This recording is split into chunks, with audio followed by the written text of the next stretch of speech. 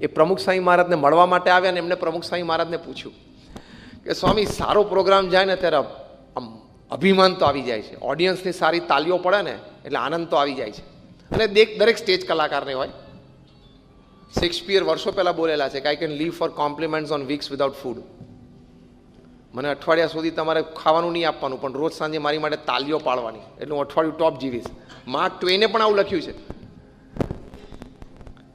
પણ કે તમે આટલું મોટું કાર્ય કરો છો, તમારા ચહેરા ઉપર નિર્માની ભાવ, સહજ ભાવ કેવી રીતે રહે છે? પ્રમુખ સ્વામી મહારાજે પૂછ્યું કે તમે શું વગાડો છો સંગીત? તો કે હું સિતાર વગાડું છું. પ્રમુખ સ્વામી કે સિતાર તો નિર્જીવ છે, તમે જેટલું વગાડો છો એટલું એ વાગે છે ને. ભલે મ્યુઝિક એમાંથી નીકળે છે, પણ તમે જેટલું વગાડો છો એટલું જ વાગે છે ને. તો ક્યાં સ્વામી કે એ ભાવ રાખવાનો કે આપણે નિર્જીવ છીએ, એ વગાડે છે ને એટલું વાગે, એ વગાડવાનું બંધ.